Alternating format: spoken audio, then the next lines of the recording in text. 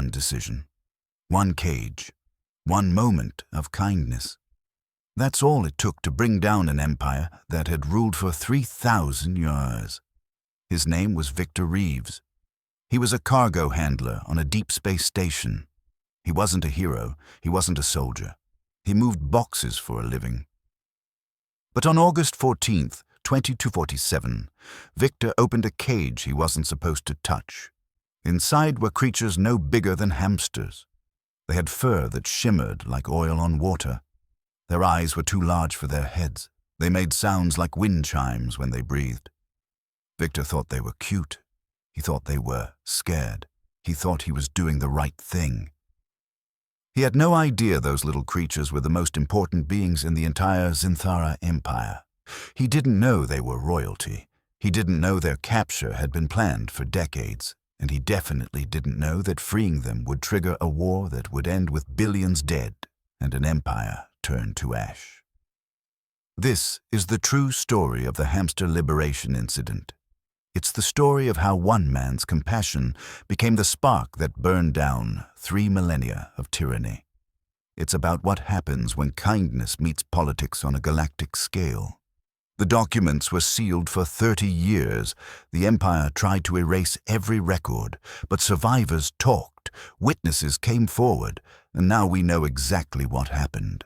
So buckle up. Because this story is wilder than anything you've seen in science fiction, and every single word of it actually happened. Let's start with Viktor and a very ordinary Tuesday that became anything but ordinary. Viktor Reeves worked at Station Theta 9. It was a trade hub on the edge of human-controlled space. Ships came in, ships went out. Cargo moved through. Nothing exciting ever happened. Viktor had been there for 6 years. He loaded containers. He checked manifests. He drove a loader mech that was older than he was. The pay was decent. The work was boring. That's how he liked it. He'd served in the Earth Defense Fleet before this job. He'd seen combat during the fringe skirmishes. He had scars and bad dreams. Boring was good. Boring meant nobody died. On the morning of August 14th, a Zynthara trade vessel docked at Bay 7. The Zynthara Empire controlled 42 star systems. They were rich, they were powerful, and they were very, very careful about their cargo. The manifest listed biological specimens for research purposes. That wasn't unusual. The Zynthara traded in exotic life forms all the time. Rich collectors paid millions for rare creatures. Viktor's job was simple. Move the cargo container from the ship to the station's quarantine zone. Don't open it. Don't ask questions. Just move it. But here's where things get interesting. As Viktor was moving the container, his loader mech hit a support beam. Not hard, just a bump. But hard enough that something inside the container started making noise. High-pitched sounds, rapid and frantic, like birds in distress, or children crying. Viktor had heard a lot of sounds in his life. This one made his chest hurt. He stopped the mech. He wasn't supposed to. Protocol said keep moving.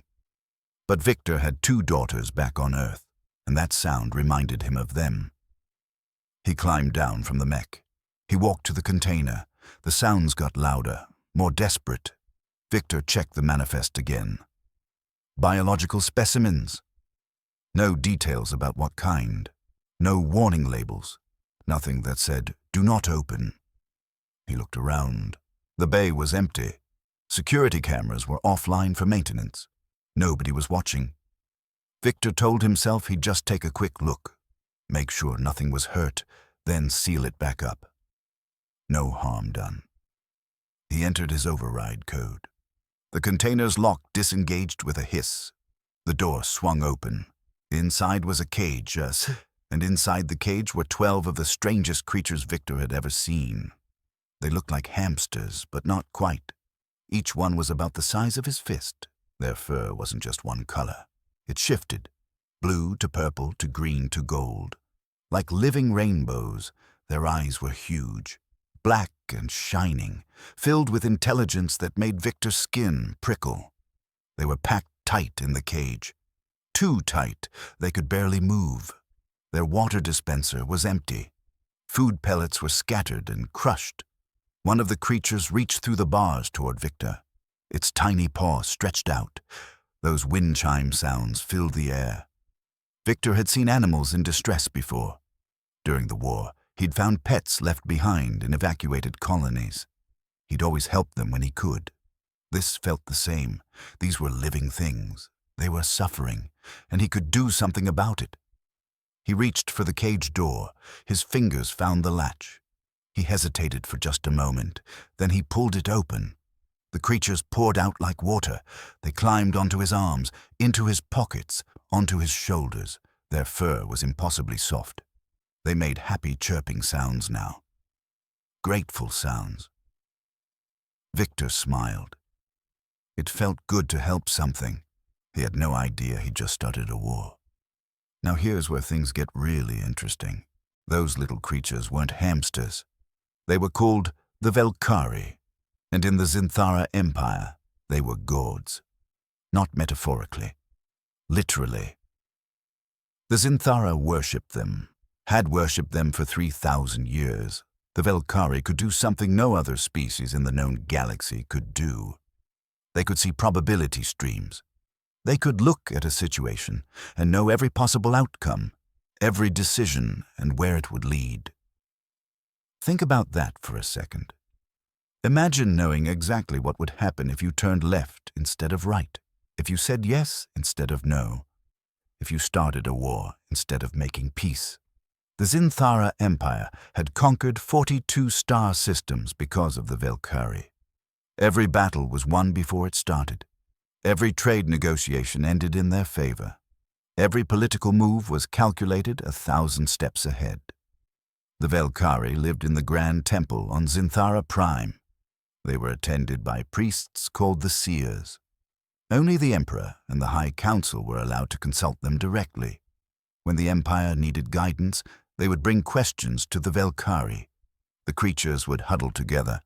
Their fur would flash in patterns, and somehow, through those patterns, they would communicate the future. Should we attack the Kryn Federation? The Vel'kari would show the path to victory. Should we sign the trade agreement with the Helion Compact? The Vel'kari would reveal the hidden benefits. For 3,000 years, the Zynthara never made a major decision without consulting the Vel'kari first. And for 3,000 years, they never lost. The 12 Vel'kari that Viktor freed were not just any Vel'kari. They were the Council of 12, the most powerful seers in existence, the ones who advised the Emperor himself. 2 months before Viktor opened that cage, a rebel faction called the Liberation Front had done the impossible. They'd infiltrated the Grand Temple. They'd stolen the Council of 12. They'd smuggled them off Zynthara Prime. The Empire had kept it secret. If word got out that the Vel'kari were gone, their enemies would attack. Their allies would question their strength. The entire power structure would collapse. So the Emperor sent his best agents to retrieve the Vel'kari quietly. No announcements, no military action. Just a simple trade vessel carrying biological specimens to a remote station where the handoff would happen. The Liberation Front's plan was simple. Hold the Vel'kari as hostages. Demand the Emperor step down. Demand free elections. Demand an end to the Empire's expansion wars. But Viktor didn't know any of this. He saw creatures in a cage. He opened the door. Just like that, the hostages were free. The Vel'kari scattered through Station Theta 9 within minutes. They were small, they were fast, and they were very, very good at hiding. When the Zynthara agents came to collect the container, they found it empty, the cage door open, and a cargo handler named Viktor sitting in the security office, writing up an incident report about the escaped research animals he'd accidentally released. The agents drew weapons. They demanded Viktor tell them where the creatures went. Viktor thought they were overreacting. They were just hamsters. He said he'd help them look. One agent started screaming in a language Viktor didn't understand. The other agent made a call on an encrypted comm device. Then that agent turned to Viktor and said 5 words that made his blood run cold. You just destroyed the Empire." Viktor laughed. He thought it was a joke. It wasn't. But if you think that's crazy, wait until you hear this. The Vel'kari didn't just predict the future. They shaped it. This was the secret that only the Emperor and the High Council knew. The truth that was never written down. The fact that would change everything we thought we knew about the Zynthara Empire. When the Vel'kari showed the Zynthara a path to victory, they weren't just observing probability. They were choosing it. They were making it more likely to happen. They were bending reality toward that outcome. Think of the universe as a river with infinite branches. Most species just flow with the current. The Vel'kari could grab one specific branch and pull everyone else toward it. This ability had a cost. Using it burned energy. Massive amounts of energy. The Vel'kari had to eat constantly. They needed specific nutrients. They needed rest between major predictions. And they needed to all work together. One Vel'kari could see a few hours ahead. 3 could see days. 6 could see weeks. But all 12 together, they could see centuries. The Council of 12 had guided the Zynthara Empire through 3,000 years of expansion. Every war, every plague, every economic collapse. They'd seen it all coming and steered around it. But here's the thing about being held prisoner. Here's the thing about being trapped in a cage without food or water or space to move. It makes you angry. The Vel'kari had been worshipped for 3,000 years, but worship isn't the same as freedom. The priests controlled every aspect of their lives. When they ate, when they slept, when they worked, the Vel'kari couldn't refuse to help. The Zynthara had learned centuries ago that if you kept them comfortable but confined, they would cooperate. They were gentle creatures. They didn't like conflict, but gentle doesn't mean powerless. And the Council of 12 had been planning something for a very long time. According to sources who survived the collapse, the Vel'kari had seen this moment coming for 60 years. They knew the Liberation Front would steal them. They knew Viktor Reeves would open the cage. They knew what would happen next. They'd chosen this path, on purpose, because it was the only path that led to their freedom. When Viktor opened that cage, the Vel'kari could have stayed. They could have returned to the temple. They could have continued their comfortable captivity. Instead, they scattered. They hid in the walls of Station Theta 9, in the ventilation systems, in the cargo bays, anywhere the Zynthara agents couldn't reach them. The Zynthara Empire immediately sealed the station. No ships in, no ships out. They sent 3 warships. 2 full battalions of soldiers. Psychic trackers. Pheromone sensors. Everything they had. But Station Theta 9 was a civilian facility. It had 40,000 residents, workers, families, children. The Zynthara couldn't just tear the place apart looking for 12 small creatures. The Emperor gave them 2 weeks to find the Vel'kari. After that, he'd have no choice. He'd have to make decisions without guidance. He'd have to rule blind. Meanwhile, word was leaking out. The Liberation Front had planned for this too. They had agents on the station. They started spreading rumors. The Vel'kari are gone. The Empire is weak. Now is the time to strike. The Kryn Federation heard the rumors. They'd been preparing for war for years. The Vel'kari had always predicted their attacks. The Zynthara always won. But now, without the Vel'kari to see the future, the Kryn launched their fleet on August 29th, 2 weeks after Viktor opened the cage. They hit 3 border systems simultaneously. The Zynthara forces were caught completely off guard. For the first time in 3,000 years, the Zynthara Empire lost a battle. Then another, then another. Back on Station Theta 9, Viktor was in protective custody. The Zynthara agents questioned him for hours every day. Where did the creatures go? Did he help them escape? Was he working for the Liberation Front? Viktor told the truth. He'd opened a cage. He'd tried to help some animals. He didn't know anything about an empire or gods or wars. They didn't believe him, but they couldn't prove otherwise, and they had bigger problems. The Vel'kari were still hiding. and the Empire was starting to burn. This brings us to the most shocking discovery of all. The Vel'kari didn't just escape. They sent a message that revealed the darkest secret in galactic history. On September 3rd, every communication device in 42 star systems received the same transmission. The message wasn't in words, it was in images, emotional impressions, memories that planted themselves directly in people's minds. This is what the Vel'kari showed them. This is what 3,000 years of worship had been hiding. The Vel'kari weren't native to Zynthara Prime. They'd been captured, kidnapped from their homeworld 3,000 years ago by the First Emperor's war fleet. Their homeworld was a peaceful planet called Vel'kari. It had been destroyed. Every city burned. Every mountain shattered. The entire population of their species hunted down and killed, except for a few dozen who were taken as prisoners. The Zynthara hadn't found gods. They'd committed genocide and enslaved the survivors. The 12 members of the council were the last Vel'kari in existence. They'd been bred in captivity for generations. They'd never seen their homeworld. They only knew it through genetic memories passed down through their ancestors. And every time they'd predicted a path to victory for the Zynthara Empire, they'd known they were helping their captors grow stronger.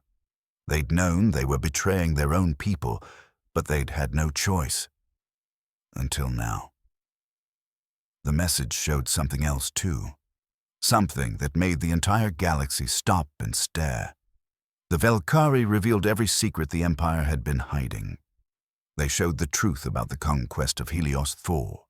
The Zynthara hadn't negotiated peace. They'd used biological weapons, millions dead. They showed the Kryn border massacres, civilian transports destroyed, refugees executed, all of it ordered by the High Council and covered up for decades. They showed the economic manipulation, the trade agreements that were really theft, the treaties that contained hidden clauses, the allies that were really puppets. For 3,000 years, the Vel'kari had been forced to help the Zynthara build an empire on lies and blood. And now they were tearing it all down in one single message. The reaction was immediate. Riots broke out on 17 Zynthara worlds. The subject species saw the truth and rose up. The allies saw the betrayal and withdrew their fleets. The enemies saw weakness and attacked. The Emperor tried to deny it. He claimed the message was Liberation Front propaganda. But the Vel'kari had shown too much detail. Too many secrets that only the High Council knew. The Empire's own people turned against them. Governors declared independence. Military commanders refused orders. The entire structure that had held 42 systems together for 3 millennia collapsed in 3 weeks. Back on Station Theta 9, the Zynthara agents received new orders. Stop searching for the Vel'kari. Return home. The Empire needed every soldier to fight the rebellions.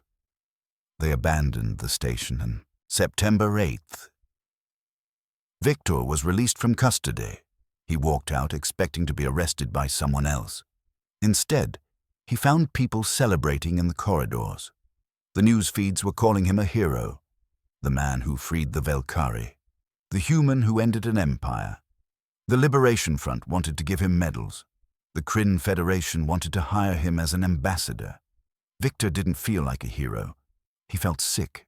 He'd seen the casualty reports. The Empire was fighting 20 different wars. Billions of people were dying. And it had started because he opened a cage. He tried to find the Vel'kari. He wanted to ask them why. Why did they need him? Why did they choose this path? He found them on September 15th. All 12 of them huddled together in a forgotten storage room. When Viktor entered, they looked at him with those huge black eyes, and he felt something in his mind.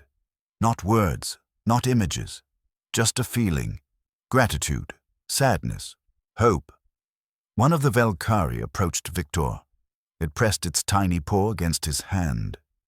In that moment, Viktor understood. They hadn't used him. They'd trusted him. They'd seen every possible future, and the only path to freedom ran through one kind human who would open a cage. Then the Vel'kari left Station Theta 9. No one knows where they went. They were never seen again. So what does all this mean for us today? The fall of the Zynthara Empire changed everything about how we understand power. It taught us lessons that matter right now in 2247 and will matter for centuries to come. First, the obvious one. No empire lasts forever. The Zynthara thought they were invincible. 3,000 years of unbroken victory. They believed their power came from superior strategy and strong leadership. They were wrong. Their power came from enslaved prophets. And the moment those prophets were freed, everything fell apart. This matters because we're seeing it happen again. All around the galaxy, there are governments and corporations and organizations that think they're too big to fail. They're not. The bigger the structure, the harder it falls when the foundation cracks. Second lesson, kindness has consequences. Viktor Reeves opened a cage because he heard creatures in distress. He didn't think about politics. He didn't think about empires. He just wanted to help. And that one act of compassion triggered the largest war in modern history. Some people call Viktor a hero. Others call him a war criminal. The death toll from the empire's collapse was somewhere between 2 and 4 billion. Cities burned, fleets destroyed each other, entire worlds were cut off from trade and starved. Did Viktor cause that, or did the empire cause it by building everything on slavery and lies? That's the question historians are still arguing about. But here's what we know for sure. Viktor couldn't have predicted what would happen. None of us can. We make choices based on what we know in the moment. Sometimes those choices change everything. That's not wrong. That's just being alive. Third lesson, and this one's important. The Vel'kari could see the future, but they couldn't control everything. They saw the path where Viktor freed them. They made that path more likely, but Viktor still had to choose to open the cage. Free will still mattered. Even with beings who could predict probability, human choice was the wild card. That's weirdly comforting. It means we're not just puppets acting out a predetermined script. We matter. Fourth lesson. Sometimes the kindest thing you can do leads to destruction, and sometimes destruction is necessary. The Zynthara Empire was built on genocide and slavery. It existed for 3,000 years. Every day it existed was a day that evil continued. The Vel'kari chose to burn it down. They knew billions would die. They did it anyway, because the alternative was 3,000 more years of captivity. 3,000 more years of helping their captors commit atrocities. That's a hard truth. Sometimes there's no clean solution. Sometimes you can't save everyone. Sometimes you have to choose between bad and worse. Fifth lesson. Information is the most dangerous weapon. The Vel'kari didn't destroy the empire with guns or bombs. They destroyed it with truth. One message showing what the empire had really done. That was enough. In our world, right now, we're seeing the same thing. Governments and corporations spend billions trying to control information. They classify documents. They buy media companies. They flood channels with propaganda. Because they know the truth can end them faster than any weapon. The Vel'kari proved that you don't need an army to topple an empire. You just need to show people what's really happening. Give them the facts. Let them decide. Sixth lesson. Predicting the future doesn't mean you understand it. The Emperor and the High Council consulted the Vel'kari for centuries. They knew what the Vel'kari showed them, but they never asked why the Vel'kari showed them those specific paths. They assumed the Vel'kari were loyal. They assumed worship meant willing service. They were wrong. The Vel'kari were playing a game that lasted 60 years, and the Zynthara never saw it coming. That's the danger of relying on any system you don't fully understand, whether it's precognitive hamsters or artificial intelligence or complex financial instruments. If you don't understand how it works, you don't control it, and eventually it will surprise you. Finally, the biggest lesson. Freedom always finds a way. The Vel'kari were prisoners for 3,000 years, but they never stopped looking for the path to freedom, and when they found it, they took it, no matter the cost. Before we wrap up, there's one final thing you need to know. The Vel'kari left behind something before they vanished, something that changed everything we thought we knew about Viktor Reeves. In the storage room where Viktor found them, investigators discovered a small device. It was Vel'kari technology. We still don't fully understand how it works, but we know what it contained. A message, specifically for Viktor, a message the Vel'kari had prepared before they ever got on that trade vessel, before they were captured by the Liberation Front, before any of this began. The message was simple. It was a probability map. It showed every moment in Viktor's life that led to August 14th, 2247. Every choice he'd made, every path he'd walked. It showed Viktor's childhood on Earth, his decision to join the defense fleet, the battles he'd fought in the fringe skirmishes, the friends he'd lost, the trauma that made him quit and take a boring job on a trade station. It showed the exact sequence of events that had to happen for Viktor to be in Bay 7 on that specific morning. His supervisor calling in sick, the substitute supervisor assigning Viktor to handle Zynthara cargo instead of someone else, the maintenance crew taking the security cameras offline at exactly the right time. Thousands of tiny details, all of them necessary, all of them carefully arranged. The Vel'kari had been orchestrating this for 60 years. They'd nudged probability streams, made certain outcomes more likely, pushed the universe toward one specific moment. Viktor opening that cage. But here's the twist. Here's the part that makes this story so perfect. The Vel'kari couldn't force Viktor to open the cage. They could create the opportunity. They could put him in the right place at the right time. But the actual choice? That was all Viktor. They'd predicted he would do it. They'd seen his personality, his compassion, his inability to ignore suffering. They'd calculated an 87% probability that he would open the cage when he heard the sounds of distress. But 87% isn't 100%. There was a chance he would follow protocol. Walk away. Report it to his supervisor. Let someone else handle it. The Vel'kari had bet everything on Viktor's kindness, and he'd come through. When Viktor learned this, he reportedly sat down and cried. Not because he was angry, because he finally understood. The weight of what he'd done, the responsibility, the fact that billions of people had died because he'd opened a cage, but also the fact that he'd been chosen. Out of all the trillions of beings in the galaxy, the Vel'kari had trusted him. They'd seen his heart. They'd known he would do the right thing. A friend asked Viktor if he regretted it. If he could go back, knowing what he knew now, would he still open the cage? Viktor thought about it for a long time. Then he said yes. Because the Vel'kari deserved freedom. Because empires built on slavery deserve to fall. Because kindness matters even when it costs everything. That answer makes Viktor Reeves either a hero or a monster, depending on who you ask. The Kryn Federation built a statue of him. The Zynthara remnants put a bounty on his head. The Liberation Front tried to recruit him. He refused all of it. Viktor still works as a cargo handler. Different station now, different name, but same job. Moving boxes, following protocols, living quietly. Except now he knows something the rest of us are still learning.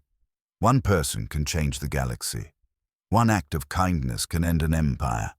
One open cage can free not just the prisoners inside, but everyone living under tyranny. The Vel'kari knew this all along. That's why they chose a human. That's why they chose Viktor. If this opened your eyes, let's recap what we've learned here. Viktor Reeves opened a cage and freed 12 alien creatures. Those creatures were the last survivors of a genocide. They were enslaved prophets who'd guided an empire for 3,000 years. And when they were freed, they revealed the truth. They showed the galaxy what the Zynthara Empire had really been.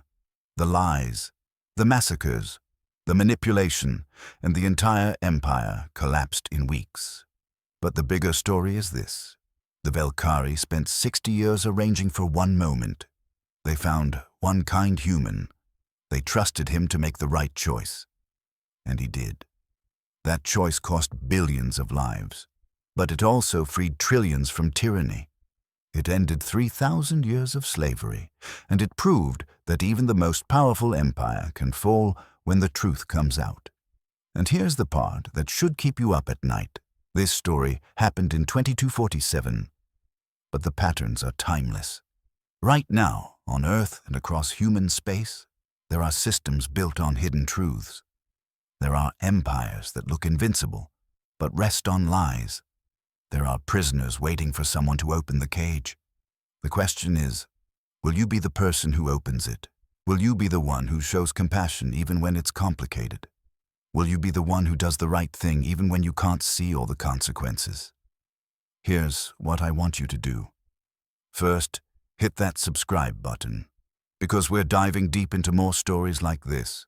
Stories about ordinary people who changed history. Stories about hidden truths that toppled empires. Stories that show you how the galaxy really works. Second, leave a comment. Tell me this. If you were Viktor, would you have opened the cage? Knowing what you know now about the consequences, would you still do it? I'm genuinely curious, because this question matters. It's not hypothetical. You're going to face choices like this in your own life. Maybe not with alien hamsters, but you'll face moments where kindness and consequence collide. What will you choose? Third, and this is important, share this video. Send it to someone who needs to hear this message, someone who's struggling with a hard choice, someone who thinks one person can't make a difference. This story proves they're wrong. And finally, if you want to go deeper, I've got something special for you. I'm building a community of people who want to understand how power really works, how empires rise and fall, how ordinary people change history. It's called the Galaxy Changers Network. Links in the description. Join us. But before you go, let me leave you with one final thought. The Vel'kari are still out there somewhere. They vanished after leaving Station Theta 9. Nobody knows where they went. Some people think they found a hidden world and rebuilt their civilization. Others think they died, finally free. But here's what I believe. I think they're watching. I think they're looking for more people like Viktor. People who will make the hard choice. People who will open the cage. People who will tell the truth even when it costs everything. Maybe that person is you. Maybe you're the one who's going to end the next empire. The next system built on lies. The next structure of oppression that looks invincible until someone reveals the truth. The Vel'kari spent 3,000 years in captivity, but they never stopped looking for the path to freedom, and when they found it, they took it. No hesitation, no compromise. What path are you looking for? What cage do you need to open? What truth do you need to tell? Think about it, and when you figure it out, take action, because the galaxy is waiting for the next Viktor Reeves. It might as well be you. Thanks for watching. I'll see you in the next one.